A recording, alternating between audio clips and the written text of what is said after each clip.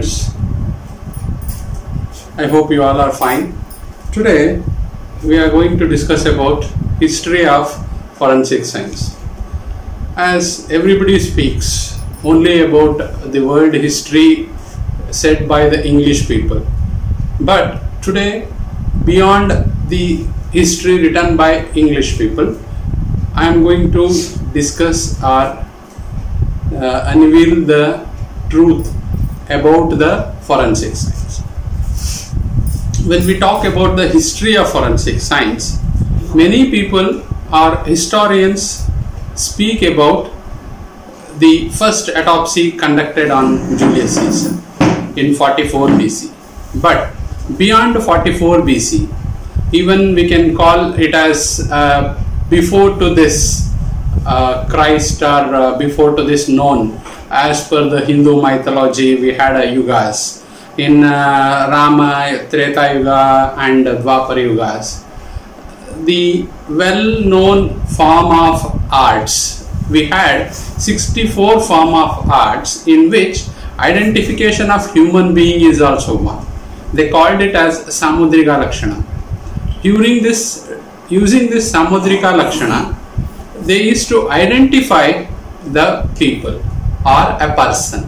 For example, if the prints of a person belongs to a king, in his footprint definitely the kingly markings like sun, star, moon, or bow and arrow, or the sword, or even the conch, or the worlds were also found.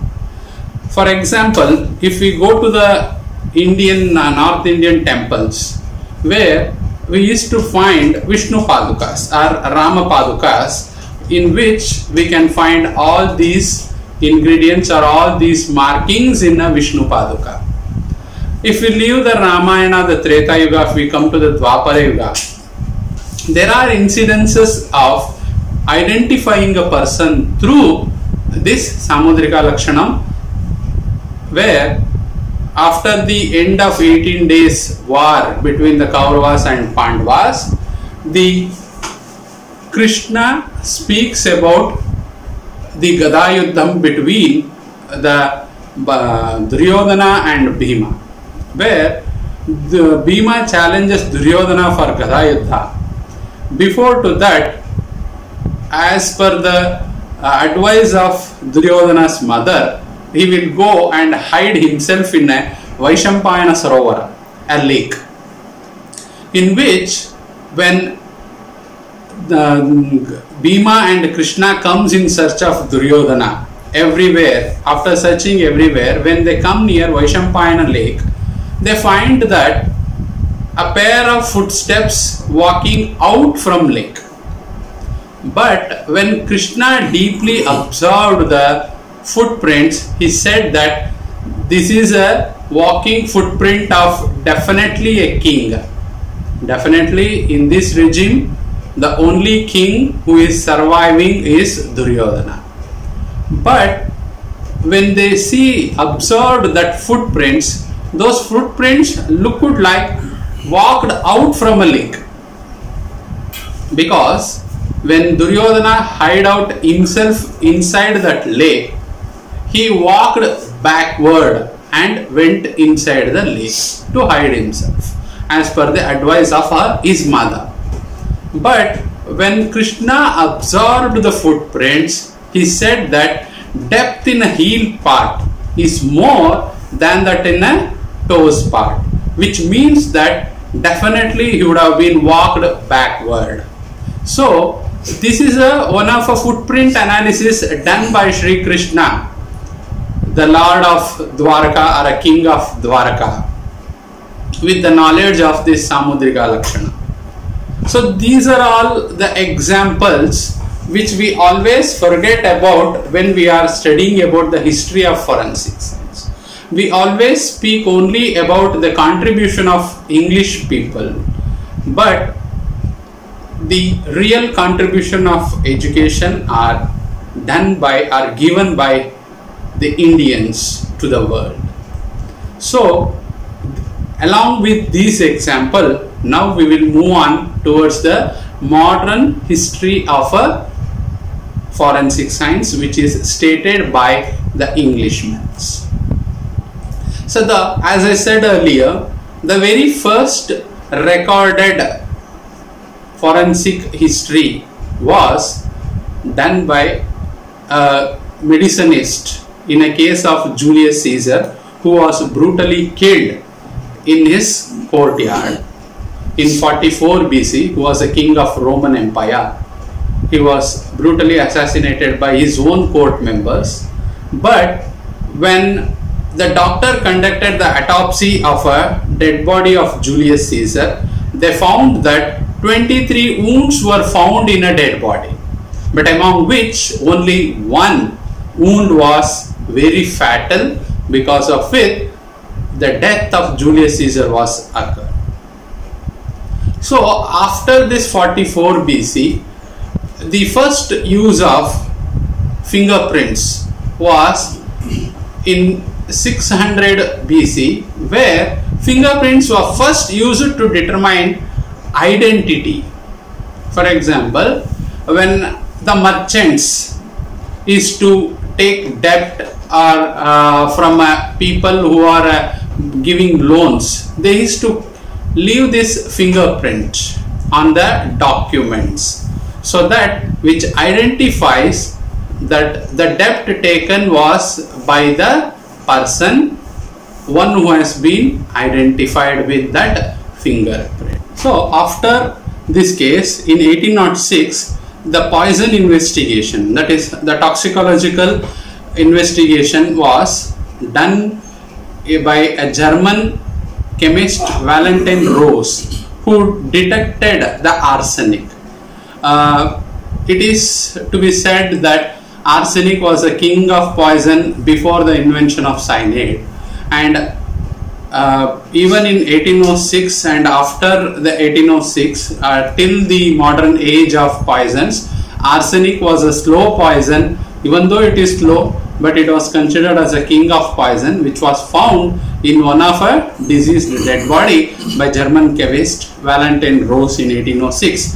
In 1816, more physical evidences discovered in forensics. For example, cloths, shoes, for examples where in one of a murder case where clothing and shoes were used to identify the criminal.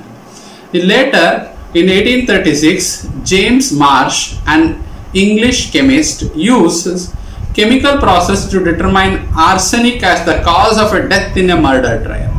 So as been done by Valentine Rose in 1806, in 1836 with the help of the findings of Valentine Rose, James Marsh makes his contribution that the arsenic is a main cause of a death of a person in that particular case.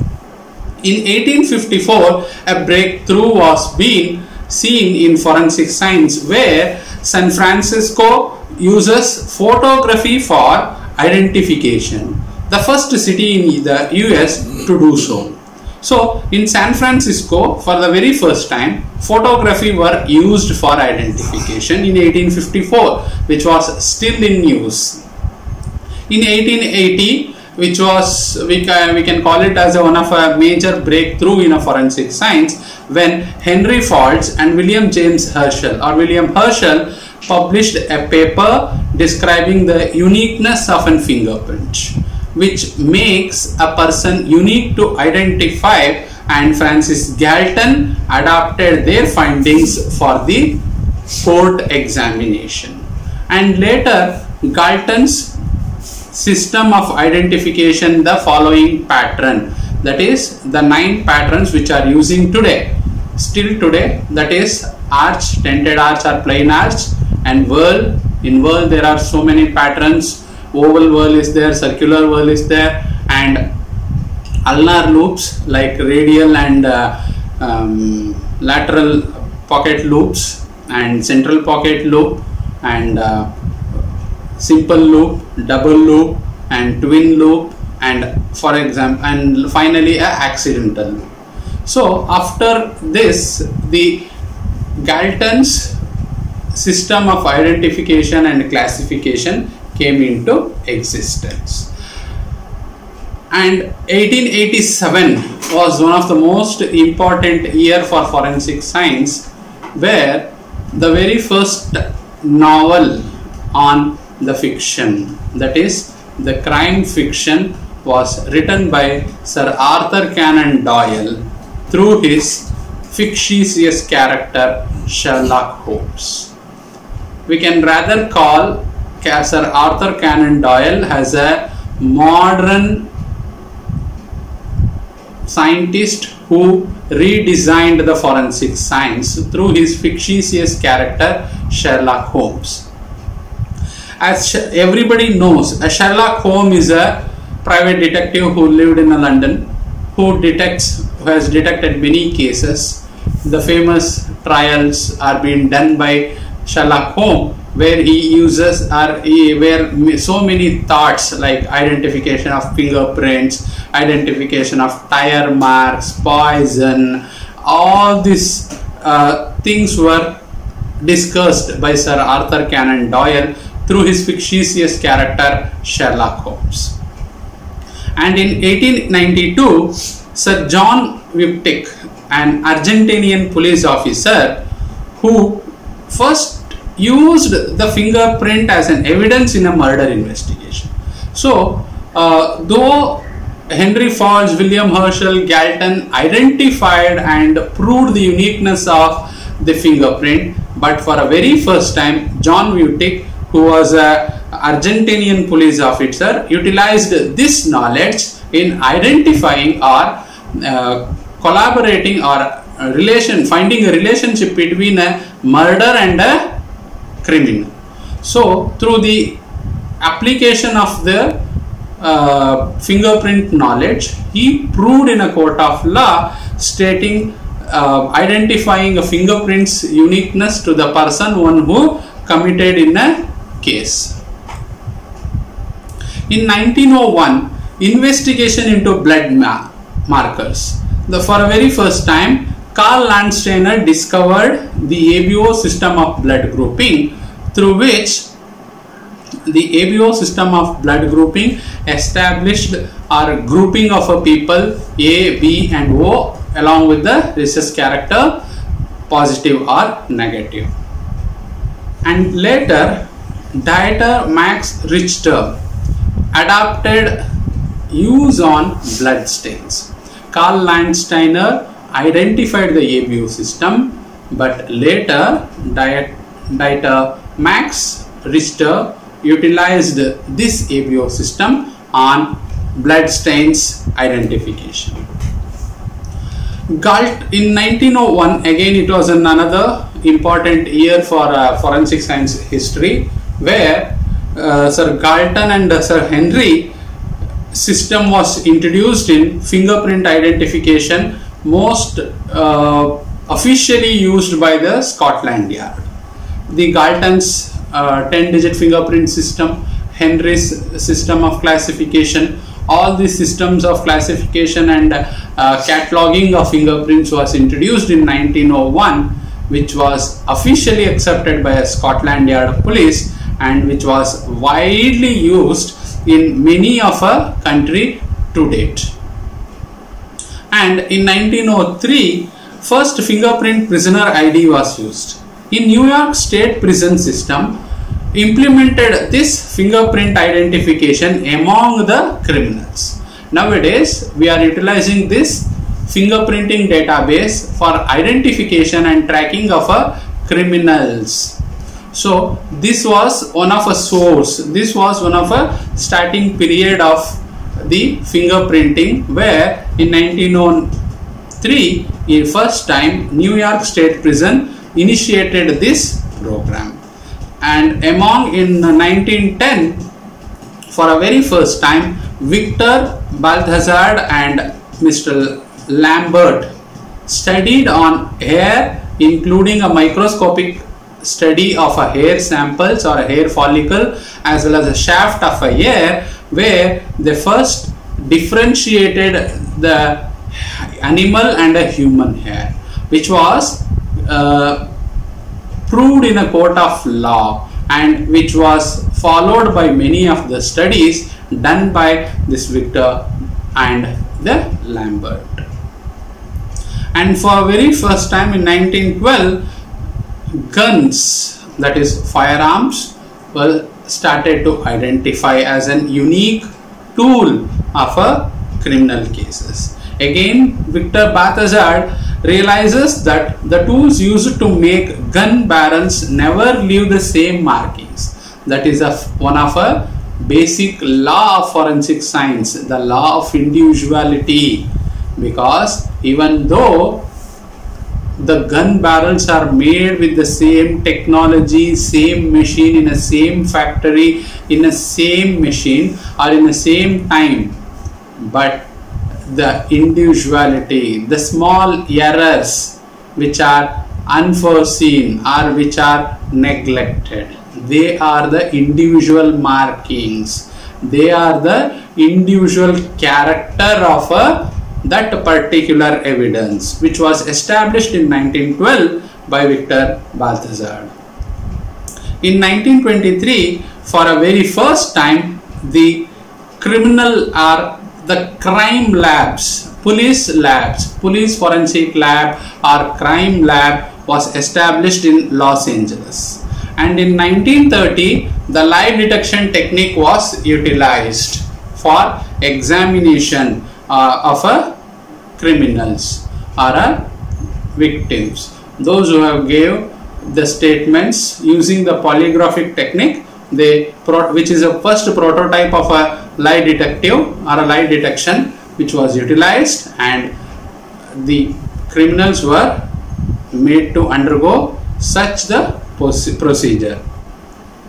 In 1960, voice recording used as an evidence.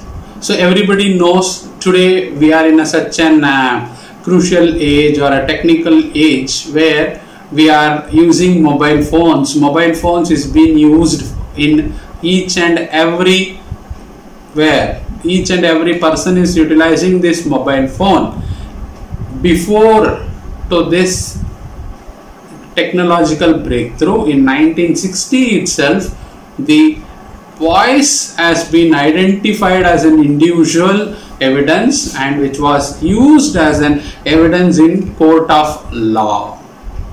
In 1967, first national crime system was established by the FBI, who established the crime data or a crime information center, which computerized the entire criminal filing system or a criminal's filing system, which was available over the internet to the police department for later identification and observation or investigation in their cases. In 1974, advances in residue detection was incorporated. For the very first time, technology developed at Aerospace Corporation in the US to detect gunshot residues. We call it as a GSR, which was left by the gunshot after which was used in any crime scene or any place. When firearm was used as one of a tool in any crime or any incidences, each and every gun has its own residues. Before they used to use the black powder, but today we are having many chemical combinations in the gunshot residues, which are first time utilizing the technology of Aerospace Corporation in the US. This gunshot residue was analyzed.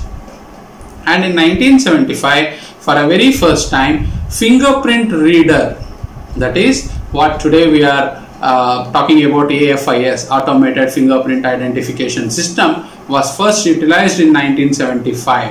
In 1979, automatic fingerprinting system was used in Royal Canadian Mounted Police. That is, after the establishment of this system, in FBI in 1975, which was successfully applied by the Canadian police, that is Royal Canadian Mounted Police, in identification of criminals. In 1984, which we have to consider as a major milestone in the history of forensic science, because Sir Alec Jeffrey, everybody remembers Alec Jeffrey for a very long period, because Alec Jeffrey was a person who has made a very major breakthrough in science by the genetical studies or study on DNA. Everybody remembers the Colin Pitchfork case, where for a very first time this DNA samples was utilized for identification of a culprit, one who has committed a sexual assault on a victim, utilizing the evidences traced from a victim, which was later analyzed or compared with the culprit's sample, and which was proved in a court of law as he was a culprit, and which was a breakthrough, which was a breakthrough in a court or a criminal justice system, which was utilized as one of a major source of evidence, because of which the judicial system convicted a criminal using this modern technology. In 1987, Tom Lee Andrews was convicted based upon this DNA profiling, and DNA evidence was certified by the National Academy of Sciences, which makes we have already discussed in our Daubert rule, that whatever the new scientific rules or evidences has to be accepted, it has to be accepted by its largest community. This is one of a community of DNA or genetical studies, which is the National Academy of Sciences, who approved the DNA as a evidence which is reliable, which will not change, which is individual, and it is forever. And in 1999, faster fingerprint IDs, whatever today we are looking upon the biometrics and all these things, we are due to this faster fingerprint identification. In 2001, the technology was more advanced in DNA examination, where before it is to take 6 to 8 weeks for profiling, but in 2001 there was a breakthrough. The profiling was done within 1 or 2 days now. In 2007, footwear detection system, Britain's Forensic Science Service developed an online footwear coding and detection system, which was adapted for identification of footwear detection as well as for comparison. In 2011, there was another breakthrough in this modern software technology. Utilizing this software building, we have made another breakthrough in identification of a person utilizing the skeleton, that is the facial sketch, utilizing a 3D monogram or a 3D artisting or a 3D technology.